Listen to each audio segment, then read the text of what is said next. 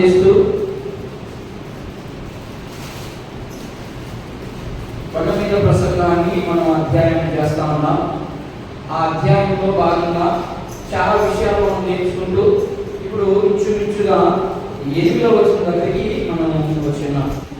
8వ వచనంలో ఉన్నటువంటి ఆ ధన్యతతో మనం ఈరోజు కొంత అవగాహన చేసుకునేదానికి మనం ప్రయత్నం చేద్దాం. చదువుకుందాం. 2వ వచనం నుంచి 5వ అధ్యాయం, మత్తయి శుభవార్త 5వ అధ్యాయం 2వ వచనం నుండి మనము 12 వచనాలు చదువుకునేదానికి ప్రయత్నం చేద్దాం. అప్పుడు ఆయన నోరు తెరిచి ఇలా బోధింపసాగెను, ఆత్మ విషయమై దీనమైన వారు ధన్యులు, పరలోక రాజ్యం వారి. అంత చదువుని. ఆత్మ విషయమై దీనమైన వారు ధన్యులు, పరలోక రాజ్యం వారిది. దుఃఖపడు వారు ధన్యులు, వారు ఓదార్చబడుదురు. సాత్వికులు ధన్యులు, వారు భూలోకమును స్వతంత్రించుకొందురు. నీతిపరులు ఆకలి దప్పులు గల వారు ధన్యులు, వారు తృప్తిపరచబడుదురు. కనికరము గల వారు ధన్యులు, వారు కనికరము పొందుదురు. హృదయ శుద్ధి గల వారు ధన్యులు, వారు దేవుడిని చూచెదరు. సమాధానపరచు వారు ధన్యులు, వారు దేవుని కుమారులు అనబడుదురు. నీతి నిమిత్తము హింసింపబడు వారు ధన్యులు, పరలోక రాజ్యం వారిది. నా నిమిత్తము జనులు మిమ్మల్ని నిందించి హింసించి మీ మీద అబద్ధముగా చెడ్డ మాటలు పలికినప్పుడెల్లా మీరు ధన్యులు.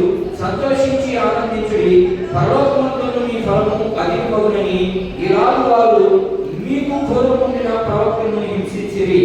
చిన్న ప్రార్థన చేసుకున్నాం. ప్రేమ తండ్రి, చదవబడినటువంటి వాక్య భాగంలో నుంచి దేవా అనేకమైన విషయాలు మనతో మాట్లాడారు.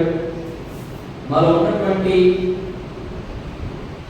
ఆ యొక్క ధన్యతలను అనుభవించుటకు, ఈ పరలోక రాజ్యంలో నిత్య నివాసిగా ఉండుటకు మీరు మాకు అనుగ్రహించబడినటువంటి స్తోత్రాలను బట్టి ఆ స్తోత్రాలని మేము పాటిస్తూ మీ నిత్య రాజ్యాన్ని స్వతంత్రించుకునేందుకు మీరు మాకు ఇచ్చినటువంటి ఈ అనుగ్రహాన్ని, ఈ మాటలను బట్టి మా హృదయాంతరంగాన్ని పరిశీలన చేసుకుంటూ, మా నిత్య జీవితాన్ని పరిశీలన చేసుకుంటూ, నీలో ఎదిగి నీతో కూడా ఉండే భాగ్యాన్ని మాకు అడ్డుకట్టుకుంటూ మీరు చూపించిన ప్రేమ బట్టి నీకు స్తోత్రాలు స్తుతులు చెల్లిస్తున్నాం.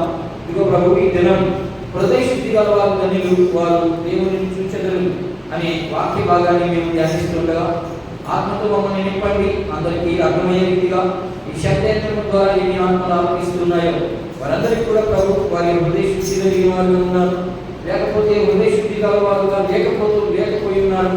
ఒకవేళ లేకపోయినట్లయితే వారికి ఇదే మంచి అవకాశం, ఇదే రక్షణ దినం కనుక వారందరూ కూడా అలా నీ మాటల ప్రకారం మా జీవితాలు ఉన్నాయో లేవో పరిశీలన చేసుకునే భాగ్యాన్ని మీరు మాకు అనుగ్రహించమని, మీరు మాత్రమే మనం పొందుకొని మమ్మల్ని వాడుకున్నాం. మంచి ఫలాలు ఫలించినట్టు కూర్చొని బిడ్డలందరూ కూడా మీరు దీవించి ఆశీర్వదించమని యేసయ్య ఉన్నతమైన నామములో ప్రార్థిస్తున్నాము తండ్రి, ఆమేన్. చదవబడినటువంటి వాక్య భాగంలో హృదయ శుద్ధి గల వారు ధన్యులు, వారు దేవుడిని చూచెదరు. హృదయ శుద్ధి అంటే మనుషులు మనం ఏమనుకుంటామంటే ఏదైనా మంచి చేస్తే లేకపోతే ఎవరికైనా సహాయం చేస్తే దీన్ని హృదయ శుద్ధి అని అనుకుంటాం. అసలు హృదయ శుద్ధి అనే మాటకి గ్రీకులో 2 పదాలు ఉన్నాయి. ఆ 2 పదాలు కూడా నేను చెప్పేదానికి ప్రయత్నం చేస్తాను. ముందుగా ఇక్కడ కొన్ని మాటలు మనం నేర్చుకునేదానికి ప్రయత్నం చేద్దాం. ఏంటంటే హృదయ శుద్ధిని ఎలా అనుకుంటాం? 3 విషయాలు మనం అనుకుంటాం. ఏమనుకుంటామంటే హృదయ శుద్ధి గొప్పదా, లేకపోతే ఈ లోకంలో నిజాయితీగా బతకడం గొప్పదా? మీరే చెప్పండి. హృదయ శుద్ధి మనం అనుకునే హృదయ శుద్ధి ఏంటి? దేవుడు అక్కడ మాట్లాడుతున్నటువంటి హృదయ శుద్ధి గురించి దేని గురించి మాట్లాడుతున్నాడు, దేని గురించి ప్రస్తావన చేస్తామని యేసుక్రీస్తు ప్రభు కొండ మీద ప్రసంగం అంతా మన ఆధ్యాత్మికమైనటువంటి జీవితాన్ని మన ముందు వేసేసాడు ఆయన. ఇదిగో ఇలా ఉందా నీ జీవితం, అలా ఉంటే నీకు ధన్యుడివే. ఒకవేళ అలా లేకపోతే నీ జీవితాన్ని నువ్వు మార్చుకో, నీకు అవకాశాన్ని నేను ఇస్తున్నాను అని చెప్పడమే అక్కడ యేసుక్రీస్తు ప్రభు యొక్క ఉద్దేశం. అలాగే ఈ లోకంలో ఉన్నటువంటి వారు ఏమనుకుంటారంటే 3 విషయాలు ప్రాముఖ్యంగా కనబడతాయి. ఆ 3 విషయాలు ఏమిటో నేను వరుసగా చెప్పేదానికి ప్రయత్నం చేస్తాను. హృదయ శుద్ధి అంటే మంచితనాన్ని కంటే గొప్పది. మంచితనము అంటే ఇక నేను చెప్పనవసరం లేదు, ఎందుకంటే మంచితనం అంటే మనం ఏం చేసినా కూడా వీడు మంచోడు అంటాం. కానీ ఆ మంచి కంటే హృదయ శుద్ధి గల వారు ఇంకా గొప్పవారు. ఒకటి పాయింట్ నెంబర్ 1. మంచివారు అంటే ఎట్లా వాడిని మంచివాళ్ళని ఎలా ఐడెంటిఫై చేస్తాం మనం? వాడి క్రియను బట్టా, లేకపోతే వాడు చేసే పనిని బట్టా, లేకపోతే వాడు నడిచే నడవడిని బట్టా, ఇవన్నీ క్రియారూపంగానే వస్తాయి. లేకపోతే వాడు మాట్లాడే మాటను బట్టి మనము డిసైడ్ చేస్తాం పలానా వ్యక్తి మంచివాడు అని అంటాం. కానీ హృదయ శుద్ధి లేకుండా చాలా మంది మంచోడు ఉన్నారు ఈ భూలోకంలో. అర్థం చేసుకునే ప్రయత్నం చేయండి. యేసు ప్రభువు ఉన్నటువంటి కాలంలో మంచోడే లేదా? మంచోళ్ళు ఉన్నప్పుడు ఎందుకు యేసు ప్రభు ఈ మాట మాట్లాడతాడు? వాళ్ళు శారీరకంగా మంచోళ్ళు, కానీ వాళ్ళు ఏమి లేదు, హృదయ శుద్ధి లేదు. హృదయ శుద్ధి కోసము ఒక వచనాన్ని నేను ముందు చూపిస్తాను. ఎలాంటి వాళ్ళకి హృదయ శుద్ధి లేనటువంటి వారితో ఒక మాట మాట్లాడతాడు యేసు ప్రభు. ఆ మాట కూడా మనం కూడా వర్తించబడాలి. ఒకవేళ మనం కూడా అలాగే ఉన్నామేమో మనం పరిశీలన చేసుకున్నానికి సిద్ధపడతాం. మొదటిది ఏంటంట? హృదయ శుద్ధి, నీతి. ఎప్పుడైతే నీతిగా నడుచుకుంటూ ఉంటాం మనమో దానికంటే హృదయ శుద్ధి గలవారు ధన్యులు అనే మాట మాట్లాడతాం. నెంబర్ 2, రెండవ మాట, చెడ్డ పనులు చేయకుండా మానేస్తే వాడు హృదయ శుద్ధి గలవాడా? నన్ను జాగ్రత్తగా వినండి, ఆలోచించండి ఒకసారి. చెడ్డ పనులు ఏం చేయలేదు, వాడు హృదయ శుద్ధి గలవాడా? కాదు. అయితే ఇకపోతే మూడవది, మంచి పనులు చేయడం ద్వారా శుద్ధి వస్తుందా? హృదయానికి శుద్ధి వస్తుందా? నేను 3 విషయాలు చెప్పాను. ఏంటంటే 1 మంచితనము, 2 చెడ్డతనము, 3 నిజాయితీ. అర్థమైందా? నిజాయితీ. ఈ 3 కలిగినటువంటి వ్యక్తి మంచివాడు అంతే. అంటే అతనికి హృదయ శుద్ధి లేదు, మంచోడే అంతే. యేసుక్రీస్తు ప్రభు ఇలా ఐడెంటిఫై చేస్తున్నాడు. ఇక్కడ మంచివాడు మాత్రమే వీడికి ఈ లోకంలో కొంత అన్నీ బాగానే ఉంటాయి, కానీ నిత్యరాజ్యంలో స్థానం ఉండదు. మంచి అంటే అర్థమవుతుంటారు మీకు? మంచివాడు అనే వాడికి ఈ గుణాలు ఉంటాయి. 1 మంచి చేస్తాడు, 2 చెడుకు దూరంగా ఉంటాడు, 3 నిజాయితీకి అనుకూలంగా ఉంటాడు. నిజాయితీగా ఉంటాడు ఆ వ్యక్తి. ఇలాంటి వ్యక్తి ఈ లోకంలో గొప్పవాడే, కానీ అది దేవుని రాజ్యాన్ని స్వతంత్రించుకోలేదు. ఆ గొప్పతనం అర్థమవుతున్నాయినా? అర్థం కదా? ఇక్కడ యేసు ప్రభు మాట్లాడుతూ కొండ మీద ప్రసంగంలో హృదయ శుద్ధి గలవారు ధన్యులు, వారు దేవుని చూచెదరు అనే మాట ఎందుకు మాట్లాడాడంటే, మనం ఎలా ఉన్నాం, దేవుడు చెప్పే మాట ఏంటి? అక్కడ ఉన్నటువంటి 3 రకాల గుంపులు ఉన్నాయి. ఈ 3 రకాల గుంపులకి అర్థం కావలేదు. అలాగే ఇప్పుడు క్రైస్తవ విశ్వాసులు కూడా 3 రకాల గుంపులు ఉన్నాయి. ఒక గుంపు దేవుడు నా కోసం ఏమైనా చేస్తాడు అనుకునే గుంపు ఒకటి. ఒక గుంపు లేదు దేవునికి మనం అనుకూలంగా ఉంటే దేవుడు మనకు అనుకూలంగా వస్తాడనే గుంపు మరొక గుంపు. రెండవ గుంపు విశ్వాసంగా ఉంటే చాలు అన్ని దేవుడే చూసుకుంటాడనే గుంపు ఒకటి. అట్లానే ఈ కొండ మీద ప్రసంగంలో యేసు ప్రభు వారు కొండ మీద ఉన్నప్పుడు ఇలాంటి గుంపులు 3 గుంపులు ఉన్నాయి. ఎవరెవరు? నేను మత్తయి సువార్త స్టార్టింగ్లోని 5వ అధ్యాయం ప్రారంభంలోనే చెప్పాను. ఎవరు ఆ గుంపులు? ఉన్న గుంపులు కొండ మీద ప్రసంగంలో ఆయన చెప్పా ఉంటే ఇప్పుడున్నటువంటి గుంపులు 4 రకాల జాతులు ఉన్నారని చెప్పాడు. ఎవరెవరు వాడు? గుర్తున్నాయా? మాకేం గుర్తులేమంటారు. ఒకరోజు వచ్చి ఒకరోజు రాకపోతే ఏం గుర్తుందండి చర్చికి? ఒకరోజు వచ్చి ఒకరోజు రాకపోతే ఎలా మనం ఆధ్యాత్మికంగా పెరిగేది? మనం ఎందుకు సంఘము ఎందుకు ఈరోజు బలహీనం అయిపోతా ఉంది అంటే, సొంత పనులు జాస్తి అయిపోయినాయి, దేవుని పని నిర్లక్ష్యం అయిపోతుంది. అందుకని యేసు ప్రభు చెప్పాడు, ఒరే బాబు, నేను వచ్చే సమయానికి, ఇప్పుడు నేను వచ్చే సమయం అంటే వచ్చేటప్పుడు కాదు ఆయన, నేను వచ్చే సమయానికి అనేకుల్లో నా మీద ప్రేమ కలిగిపోతుంది. ఎందుకని? ఈ లోకంలో శ్రమలు అనుభవించలేరు వాళ్ళు, ఈ లోకంలో నా తక్కువ నడవడం చాలా కష్టం, అలా నడవలేరు వాళ్ళు. వీళ్ళందరూ మధ్యలోనే రాలిపోతారు. నాతో కూడా ఎవడైతే నిలబడతాడో వాడికి మాత్రమే నిత్య రాజ్యం, వాడికి మాత్రమే నిత్య సంతోషం, వాడికే నిత్యత్వం. ఎన్ని గొప్ప భాగ్యాలు ఇచ్చాడు అలాంటి వ్యక్తికి. ఈ లోకంలో ఒక ఉద్యోగం కోసమే ఎంతమంది మనల్ని ప్రశ్న చేస్తాడు, ఎంతమంది కాడికి మనం ఇంటర్వ్యూ తీసుకోవాలి, ఎన్ని చెకప్లు మనకి, వీడు పలాని కులానికి సంబంధించినోడేనా, వీడు పలానికి ఇంతే ఉందా, వీడికి భూమి ఇంతే ఆదాయం వస్తుందా, ఇవన్నీ ఎంక్వైరీ చేసుకొని ఉద్యోగం కొరకు, ఈ లోకంలో ఉన్నటువంటి ఉద్యోగం కొరకే ఇన్ని స్కాన్ చేస్తున్నాను నిన్నే. మరి ఆ నిత్య రాజ్యంలో, ఆ నిత్యత్వంలో నువ్వు నేను ఉండాలి అంటే మరి నిన్నెంత స్కాన్ చేయాలి దేవుడు? అందుకనే శ్రమలు, కష్టాలు, కలగండ్లు, ఉపద్రవాలు, అవమానాలు ఇవన్నీ ఎవడైతే భరించి ఆయనతో కూడా నడవసాగుతాడో వాడికి మాత్రమే ఎలాంటి అధికారం. ఎలాంటి అధికారము?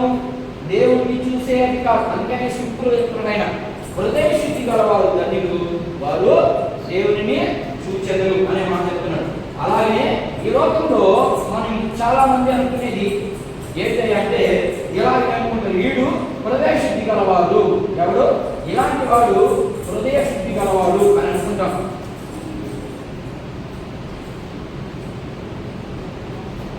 అర్థమైందా?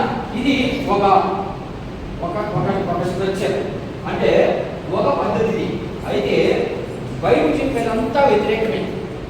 మనం అనుకున్నది ఇవి, కానీ బైబిల్ చెప్పేది, యేసుక్రీస్తు ప్రభు చెప్పేది అంతా వ్యత్యాసంగా ఉంటుంది. చూడండి, ఒక మాట చెప్తాను నేను. లోకంలో చాలా మంది దేవతలను పడిన వారు, దేవుళ్ళను పడిన వారు ఉన్నారు. యేసుక్రీస్తు ప్రభు కూడా దేవుడుగానే వచ్చాడు. సరే, బాగుంది. ఇప్పుడు వాడు చెప్పేది సత్యం లేదా? వాడు చెప్పే దాంట్లో దేవతలు దేవుడు ఉన్నారు కదా, వాడు ఏమైనా చెడు చేయమని చెప్తారా? వాడు కూడా మంచిగా చెప్తారు. ఏ మంచి చెప్తారంటే ఈ మంచి చెప్తారు. ఈ లోకంలో ఉన్నటువంటి మంచి, ఉదాహరణకి ఎవరైనా బురదలో పడిపోయి ఉన్నాడు, వాడు అక్కడ ఉన్నటువంటి దేవుడు ఏం చెప్తారంటే వాడిని లేవనెత్తండి అని చెప్తాడు. అది మంచిదా చెడ్డదా? లోకానికి మంచిదే. కానీ మరి యేసుక్రీస్తు ప్రభు అదే ముక్కని ఎలా మాట్లాడుతున్నాడంటే, వాడు బురదలో పడిపోయాడా? బురదలో పడిపోయినంత మాత్రం ఏం చనిపోడు. వాడి హృదయం పాపంలో ఉందేమో, ఆ పాపాన్ని కడుక్కునే దానికి మీరు వెళ్ళి వాడిని లేవనెత్తండి. అది యేసు ప్రభు చెప్పేది. ఇప్పుడు ఏది గొప్ప? యేసు ప్రభు చెప్పేది గొప్ప, లేకపోతే ఇతర దేవుడు చెప్పేది గొప్ప? వాళ్ళు మంచిగా చెప్తారు, ఈయన కూడా మంచి. కానీ వాళ్ళు ఈ శారీరకంగా చచ్చిపోయేదాని గురించి చూస్తారు. యేసుక్రీస్తు ప్రభు ఆత్మ విషయంలో చచ్చిపోతారేమో. చావు ఎప్పుడైనా వస్తుంది ఈ శరీరానికి, ఈ యొక్క దేహానికి మరణం ఎప్పుడైనా వస్తుంది. ఈ మరణం బురదగుంట్లో పడిపోయినంత మాత్రం నేను చచ్చిపోడు. ఆయన బురదగుంట్లో పడిపోయినోడు ఏ కాడికి ఎవడో ఒకటి ద్వారా లేవనెత్తుతాడు. కానీ పాపంలో కూరుకుపోయినటువంటి వ్యక్తి బయటికి రావాలి అంటే నా మాట విన్నప్పుడు బయటకు వస్తాడు యేసు ప్రభు. అంతే. ఆ వాళ్ళకి మనకు యేసు ప్రభుకి తేడా ఏంటంటే ఇంతే. వాళ్ళు శారీరకంగా ఆలోచిస్తారు, మనం ఆధ్యాత్మికంగా ఆలోచించమంటారు. అందుకని యేసుక్రీస్తు ప్రభు ఆ పౌరాణిక ప్రసంగంలో మాట్లాడుతూ అక్కడ ఉన్నటువంటి ప్రజలతో హృదయ శుద్ధి గల వారు ధన్యులు, వాళ్ళు దేవుడిని చూచెదరు అనే మాట మాట్లాడి. అంటే వాళ్ళకు హృదయ శుద్ధి లేదా? అంటే వాళ్ళు అంతకు ముందు ఉన్నటువంటి దేవుణ్ణి ఆరాధిస్తున్నప్పుడు మంచిగా ఆరాధించలేదా? మంచిగా వారితో గడవలేదా అని మనం ఆలోచన చేస్తే అక్కడ ఉన్నటువంటి వారు ఈ రీతిగా జీవించారు. అంటే శారీరక సంబంధంగానే జీవించారు, కానీ ఆత్మలో వాడికి ఏం లేదు, శుద్ధి లేదు. ఎందుకు లేదో ఒక చిన్న ఉదాహరణ నేను చూపించి ముందుకు వెళ్ళేదానికి ప్రయత్నం చేస్తాను. మరి హృదయ శుద్ధి ఎలా వస్తుంది అనే దానికి సొలొమోను మహారాజు ఒక మాట మాట్లాడుతానని చూద్దాం. సామెతల గ్రంథము ఒక మాట మాట్లాడుతానని చూడండి. ఆయన మన హృదయంలో ఏదైతే ఆలోచిస్తామో దాన్నే చేస్తామంట. అది హృదయ శుద్ధి అవుతుందా? హృదయము ఏదైతే మనం చూద్దాం ఒకసారి అన్నమాట. చూడండి, 23వ అధ్యాయం, సామెతల గ్రంథము 23వ అధ్యాయం చూద్దాం. కొన్ని మాటలు చూద్దాం. సామెతల గ్రంథము 23వ అధ్యాయం 6వ వచనము 7వ వచనము ఒకసారి గమనిద్దాం. చూడండి, ఏం చెప్తున్నాడు చూడండి ఇక్కడ. ఇలాంటి వారికి హృదయ శుద్ధి ఎక్కడి నుంచి వచ్చింది? వాడు చేసేదంతా మంచి పనులే, వాడు చేసే అన్ని కూడా అనుకూలంగానే ఉన్నాయి.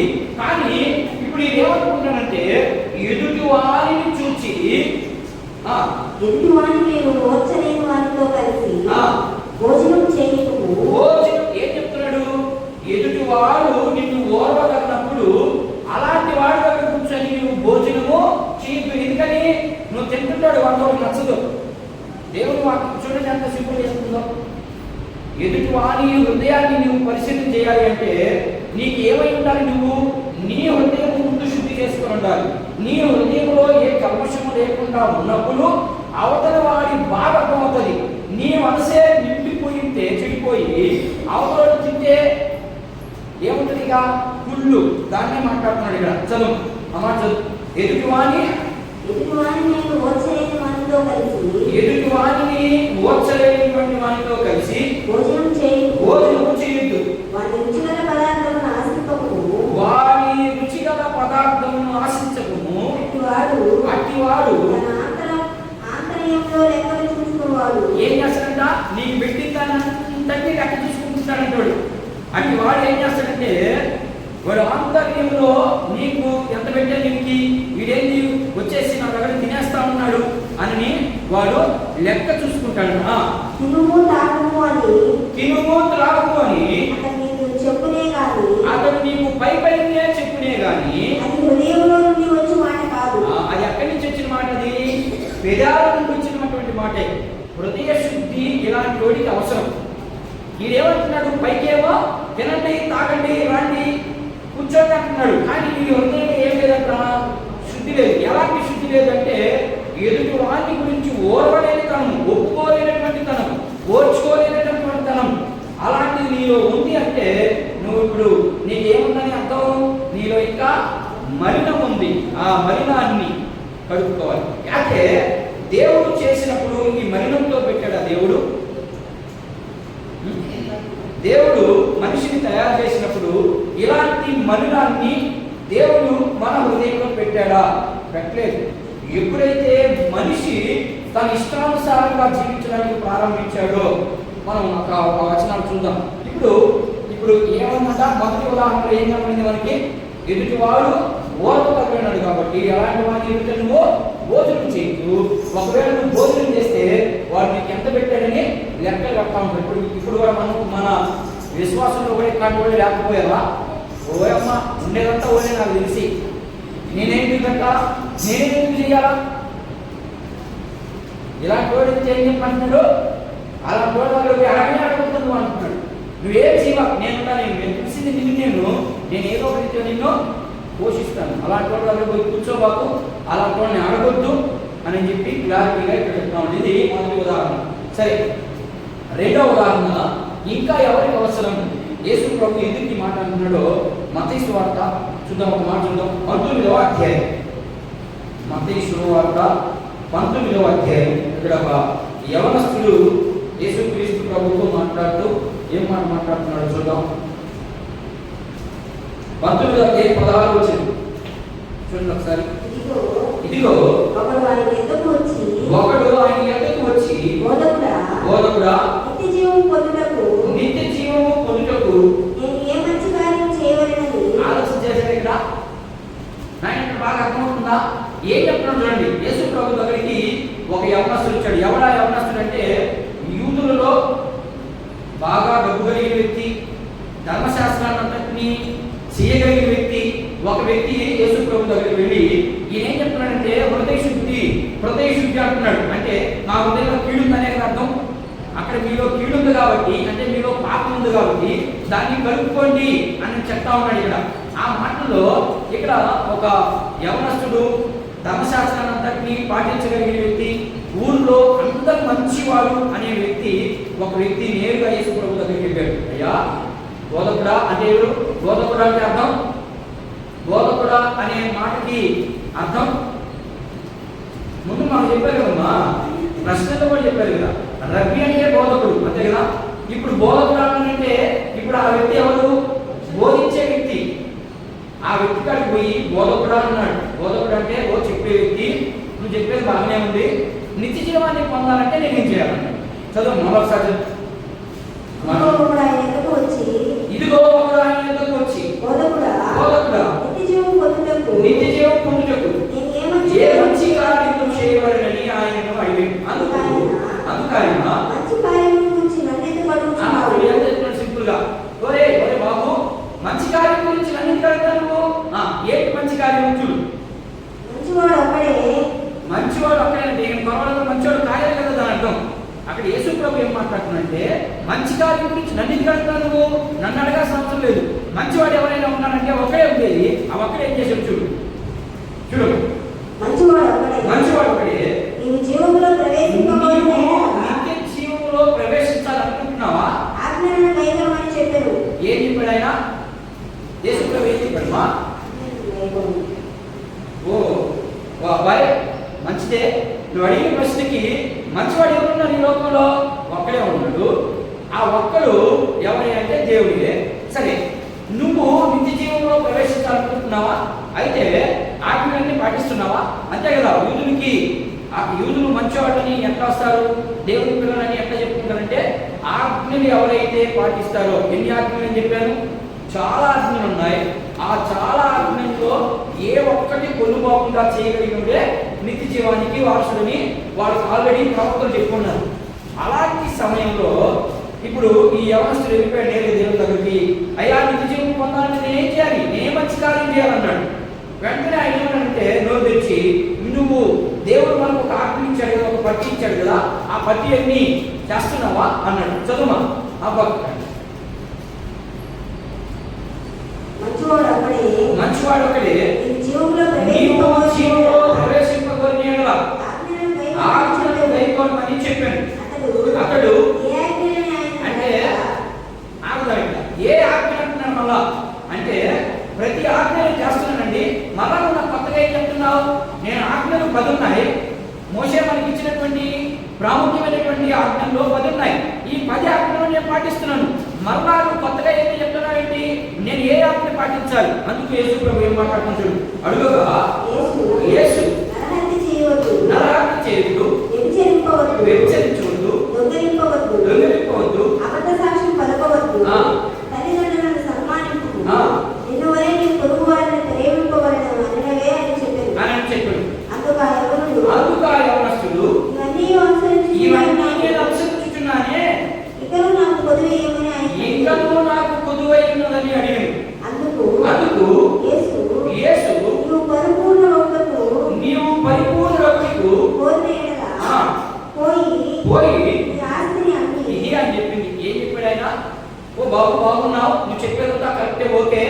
నువ్వేం చెప్తున్నావయ్యా అంటే నేను మంచి కార్యం చేయాలంటే ఏం చేయాలి అని అడిగితే యేసు ప్రభు ఏం చెప్తున్నాడు ఆయనకి? నువ్వు ఆజ్ఞలన్నీ పాటించు అన్నాడు. ఓ బాబు, ఓ యేసు ప్రభువా, ఓ బోధకుడా, నేను అన్ని ఆజ్ఞలు పాటిస్తున్నానే, ఇంకేమైనా కొత్త ఆజ్ఞ నువ్వేమైనా చెప్పగలవా అని అడిగితే ఆయన చెప్పిన మాట ఏంటంటే, నువ్వు వెళ్ళి నీ ఆస్తిని అమ్మేసి ఏం చేయమన్నాడమ్మా? పేదలకు పంచిపెట్టమన్నాడు. పంచిపెట్టమంటుందనే ఇప్పుడు ఆయన ఏమయ్యాడో చూద్దాం. చదువు. నీవు నీ ఆస్తిని అమ్మి పేదలకిమ్ము, అప్పుడు పరలోకమందు నీకు ధనము కలుగును. నీవు వచ్చి నన్ను వెంబడించుమని అతనితో చెప్పాను. అయితే ఆ యవనుడు మిగుల ఆస్తి గలవాడు కనుక ఆ మాట విని వ్యసనపడుచు వెళ్ళిపోయాడు. అంతే. ఏమైంది ఇప్పుడు ఆయన హృదయంలో? అర్థమవుతుందా? కొంచెం అర్థం కావట్లేదా? అర్థం చేసుకున్నానికి ప్రయత్నం చేయండి. ఇక్కడ హృదయం గురించి మాట్లాడుతున్నాడు. ఇక్కడ యేసు ప్రభు మనిషి యొక్క హృదయాన్ని పరిశీలన చేస్తా ఉన్నాడు. మనం ఏమనుకుంటామంటే మనం చేసేదంతా మంచిదే. మనం అనుకునే మంచితనం ఏంటంటే ఎదుటి వానికి ఏం చేయకూడదు, హాని చేయకూడదు, ఎదుటి వాడికి మనం లాక్కోకూడదు. ఇట్లా మనం అనుకున్నటువంటి హృదయ శుద్ధి గురించి ఆయన ఏం మాట్లాడడం లేదు. ఆయన ఏమంటున్నాడంటే నీవు నిత్య జీవంలో ప్రవేశించాలి అంటే నీ ఆస్తినంతా అమ్మి అన్నాడు. అది జరిగేమైనా మరి నేను కూడా పదే బోధిస్తా ఉన్నాను. ఏమని? ఎన్ని పనులైనా ఆపుకొని ఆదివారం ఎట్టి పరిస్థితుల్లో దేవుని మందిరానికి దూరం అవ్వద్దు అని చెప్తా ఉన్నాను నేను. మరి మీరేం చేస్తున్నారు? ఏమ్మా, మీరు విన్నారు కదా, మొన్న అక్కడికి ప్రైజ్ కొట్టడానికి వచ్చారా? ఆయన ఎట్లా మాట్లాడేదో తెలుసా? నేను అలా మాట్లాడితే మీరు ఒక్కరు వస్తారు చర్చికి? ఒక్కరు రాదు. దేవుడు అంటే భయం లేదమ్మా. దేవుడు అంటే భయం లేదు. అసలు భక్తే కాదు మనం చేసేది. అసలు భక్తి అనే మాటకి అర్థం తెలియకుండానే జీవిస్తా ఉంది ఈరోజు సంఘం. మరి ఇలాంటి వాళ్ళకి ఎంత బోధిస్తే ఏముంది? యేసు ప్రభు మాట చెప్పాడు. ఏమనంటే నువ్వు ఏ విత్తుతావో దాన్నే వస్తాను. నేను విత్తేదంతా ఎలాంటి విత్తనాలమ్మా? మోడుపారిపోయినటువంటి విత్తనాలు చిగురించేసేదానికి విత్తనాలు. కొంతమంది ఉన్నారు విత్తనాలు రాకపోయినా పెయింట్ పూసేవాడు. అలా పూసే పద్ధతి కాదు బైబిల్ చెప్పేది. బైబిల్ చెప్పేది ఒకటైతే ఇక్కడ పెయింట్ పూసే పద్ధతి ఒకటి. పెయింట్ పూసే పద్ధతికే వెళ్ళిపోతున్నారు జనాలు. దాన్ని ఆకర్షిస్తూ ఉన్నారు. విత్తనం రావాలంటే ఈ ఎండాకాలంలో అంత తేలికైన పైన ఎంత జాగ్రత్తగా కాపాడాలి దాన్ని, ఎంత జాగ్రత్తగా అభివృద్ధి చేయాలి. ఎక్కువ నీళ్ళు పెడితే ఎండిపోద్ది, మునిగిపోద్ది, తక్కువ పెడితే ఎండిపోద్ది. ఇప్పుడు ఎలా పెట్టాలి వాళ్ళకి? ఒక మట్టంలో ఎప్పుడు ఏది అవసరమో అలా పెట్టుకుంటూ వెళ్ళాలి. ఇంత క్లారిటీగా ఇంత వాక్యాన్ని ఇంత విపులంగా అర్థం చేసుకునే దానికి ప్రయత్నం చేయడానికి చెప్తా ఉన్నా కూడా మనకు మార్పులు చేర్పులు లేవు అంటే మన జీవితం ఎలా ఉందో చూసుకోండి, ఒకసారి పరిశీలన చేసుకోండి. నేను పదే చెప్తున్నాను, ఎట్టి పరిస్థితుల్లో దేవుడు ఇచ్చినటువంటి ఆజ్ఞ, ఇక్కడ యవనస్తులు చెప్పాడా, దేవుడు చెప్పినటువంటి ఆజ్ఞలన్నీ పాటించన్నాడు. అయితే నువ్వు చెప్పేది మంచిదే, అయితే నీ ఆస్తిని అమ్మి, దేవుడు అదే చెప్పిందే. ఏం చెప్పాడు? మీరు నిత్య జీవంలోకి రావాలంటే మీ హృదయాన్ని శుద్ధి చేసుకోవాలన్నాడు. నీ హృదయం ఏముంది? ఇప్పుడు నీకు ఆస్తి మీద వ్యామోహం ఉంది, అందుకని నువ్వు ఆస్తి అమ్మి, అప్పుడు రా నా దగ్గరికి, అప్పుడు నీకు పరలోకంలో నేను ఆ యొక్క ఫలాన్ని ఇస్తాను అంటున్నాడు. అమ్మగలరా? మరి ఈరోజు దేవుని రాజ్యంలోకి ప్రవేశించాలంటే ఖచ్చితంగా దేవుడితో కూడా ఎక్కువ సమయాన్ని గడపండి నేను కూడా కోరుకుంటున్నాను. వస్తున్నారా? నాకు ఎందుకు వచ్చిన గొడవ? నేను ఆదివారం పోగా కానుక ఇయ్యాలి కాబట్టి దేవుడికి ఇస్తా, వచ్చేస్తా. ఇది ఎక్కువ సంఘాల్లో జరుగుతూ ఉన్నటువంటి పని, అర్థమైనా? అలాంటి సంఘాలు రేపు దేవుని రాజ్యంలో ఉండవు. అలాంటి వ్యక్తులు అసలు దేవుని దగ్గరికి రాలేదు. చూద్దాం, రేపు చూద్దాం. దేవుడిని చూచెదరు అనే మాట ఎలాంటి వాళ్ళు చూస్తారు?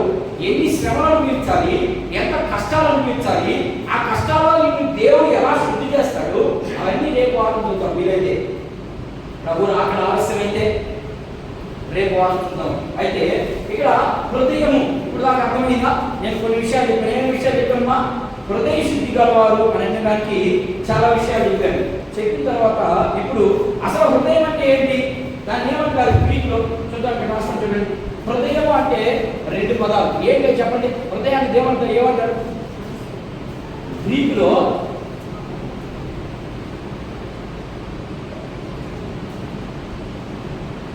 ఏంటది అమ్మా? ఏంటది ఆ పదం? ఏంటి గ్రీకులో? కార్డియం అంటే గుండె, హృదయం అంటే కదా. కార్డియాలజిస్ట్ కాడికి పోవాలి అని అంటారు కదా, అంటే అర్థం ఏంటి? గుండె డాక్టర్ కాడికి పోవాలని అర్థం. దాన్ని ఇవన్నీ గ్రీకు పదాలే. వాటినే ఈ కార్డియాలజిస్టు, న్యూరాలజిస్టు ఇవన్నీ ఎక్కడి నుంచి వచ్చే ఈ పదాలు అంటే తెలుగులో లేవు. బైబిల్లో నుంచి తీసుకుని గ్రీకు భాషలో నుంచి తర్జుమా చేసుకుని పెట్టుకున్నటువంటి పదాలే ఇవన్నీ. కార్డియాలజిస్టు అంటారు, అంటే గుండెకి సంబంధించి డాక్టర్ని. ఇప్పుడు ఇక్కడ ఏముంది? కార్డియాలజిస్ట్ అంటే హృదయము అని అర్థం, అర్థమైందా? ఈ హృదయము అనే దానికి ఇంచుమించు 8 పదాలు చూపిస్తాను నేను. హృదయం అంటే గుండె ఒకటే అనుకుంటున్నారండి, లేదు. ఈ కార్డియం అంటే లేకపోతే కార్డియాలజీ అంటే అర్థం ఏంటంటే 8 పదాలు కలిస్తేనే ఈ పదం వస్తుంది.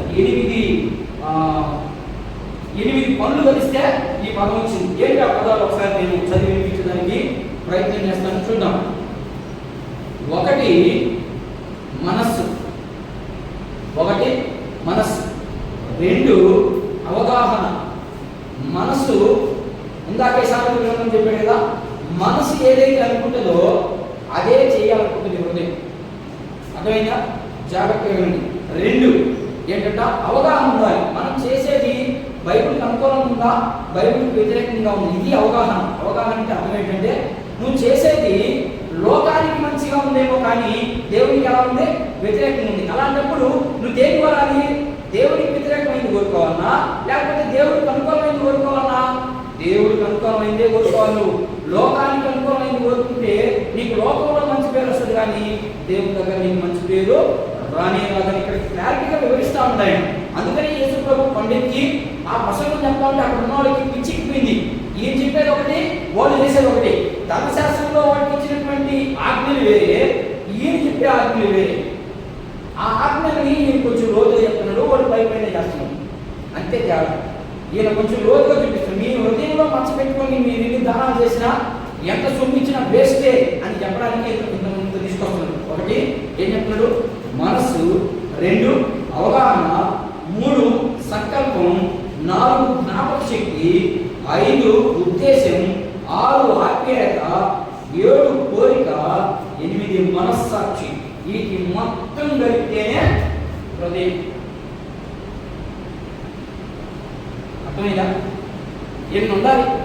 బాగున్నానంటే ఉందా అసలు? నేను చదివి నాకు పక్కన ఉన్నాను మనలో ఏం లేవు. మరి అలా లేనప్పుడు మనం ఎలా చూస్తాం దేవుడిని? హృదయ శుద్ధి ఎక్కడి నుంచి వచ్చింది మనకి? యేసు ప్రభు క్లారిటీ చెప్పాడు, మీలో హృదయ శుద్ధి గలవారు అంటే ఏం చెప్తాడు? నీ ఆస్తిని వేసి వచ్చి నాతో కూడా వెంబడించాను. వెంబడిస్తావా? ఓ పోవాసారి కానీ నీతో కూడా వచ్చి మేమేళ భయం అవ్వాలి, నీతో కూడా వచ్చి మేము కనిపించాలి అని అనుకుంటే మనకు నిత్య జీవం ఎలా వస్తుంది? నిత్య జీవం సంపాదించుకోవాలంటే వాడే అడిగారు పోయి, అయ్యా నేను నిత్య జీవంలో ప్రవేశించాలంటే నేను చేయాలి. ఆత్మ ఎందుకు చేస్తున్నాను? మా అమ్మ మా నాయన చూసుకుంటున్నాను, ఇంట్లో చూసుకుంటున్నాను, అన్ని చేస్తున్నాను. అయితే అన్నీ మంచిదే. అయితే నువ్వేం చేయాలి? ఇప్పుడు న్యాసరేమి అన్నాడు. ఏమైపోయింది? హృదయం ఏముంది? నేనే గొప్పగా ఉన్నాననుకుంటున్నాడు వీడు. హృదయం ఏముంది? వీడికి మచ్చ ఉంది. అందుకని ఆ మచ్చలు కలుసుకొని ఇదిరా బాబు అది తీసేసుకొని రాగలుగుతాను. వెళ్ళిపోయింది, వ్యసనపడి వెళ్ళిపోయినట్టుగా మనం చూస్తా ఉన్నాం. ఇకపోతే రెండవ పదం ఉంది, ఇక్కడ ఇంకొక పదం కూడా ఉంది.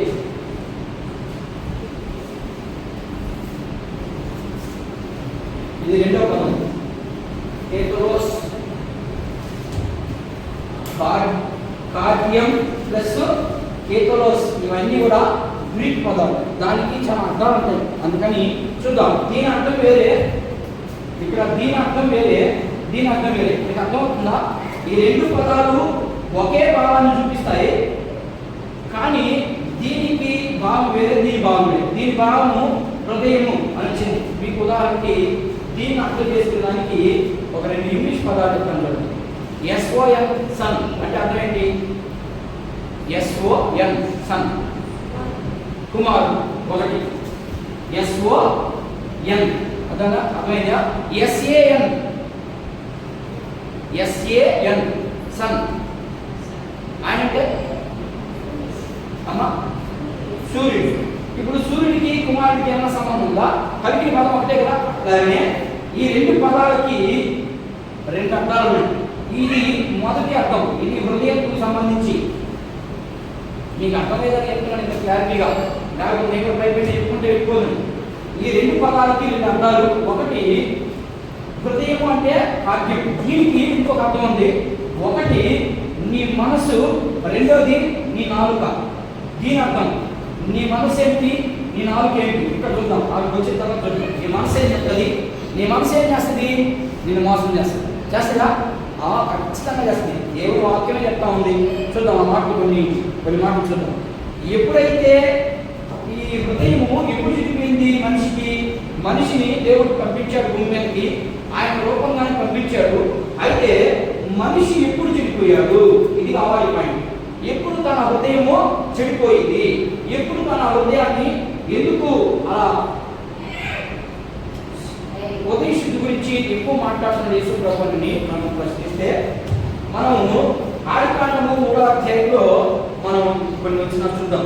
లేకపోతే 6వ అధ్యాయం అండి. వెంటనే నేను తొందరగా ముందుకు వెళ్ళిపోయేందుకు ప్రయత్నం చేస్తాను. ఆదికాండము 6వ అధ్యాయం 5వ వచనం. మనిషి ఎలా చెడిపోవడానికి కారణం ఏంటో చూద్దాం. నేను తర్వాత చెప్తాను. నడుల చెడుతనము భూమి మీద గొప్పదని. భూమి ఏంటంట? భూమి మీద ఏది గొప్పతనం? సత్యం గొప్పదని చెప్తున్నాడా? చెడుతనం గొప్పదని చెప్తున్నాడా? చెడుతనమే గొప్పదని చెప్తుంది బైబిల్. మరి దానికి మీరు లోబడిపోతున్నారంటే ఇంకెప్పుడు మారుతారు మీరు? సంఘాలు ఎప్పుడు మారుతాయి? ఏం మారక సంఘాలు? ఎందుకంటే ఆ బోధకి అట్రాక్ట్ అయిపోయినారంటే సత్యాన్ని ఎవరు అంగీకరించడం లేదు. ఇక్కడ ఏం చెప్తున్నారంటే భూమి మీద నరులు చెడుతనము మంచిదని. మరి మంచితనం ఏంటి? యేసు ప్రభు చెప్పేది మంచితనం. యేసు ప్రభు ఏం చెప్తున్నాడు? నాకు పాటించమన్నాడు. యేసు ప్రభు ఏం చెప్తున్నాడు? నన్ను వెంబడించమన్నాడు. యేసు ప్రభు ఏం చెప్తున్నాడు? మీ పాపం పోవాలంటే నా దగ్గరికి రావాలన్నాడు. ఇవన్నీ పక్కన పెట్టి మనం ఏం చేస్తున్నాం? ఆదివారం సింపుల్గా వస్తాం. ఎక్కడికి? దేవుని మందిరానికి వినేస్తాం. కానుక వేయాలి. ఎందుకని? సేవకుడు పోషించబడాలి కాబట్టి వాడికి కానుకేసామా? ఇక కర్మ ఏవైనా అనుభవించేది మనకు వద్దు, మనం వెళ్ళిపోవాలి. ఇక ఏమ్మా ఇది నా భయం, అంతేనా? అంతే మన డ్యూటీ. అలా రోజు గురించి కొన్ని మాటలు చెప్తాను, దాన్ని నాకు చెప్తాను.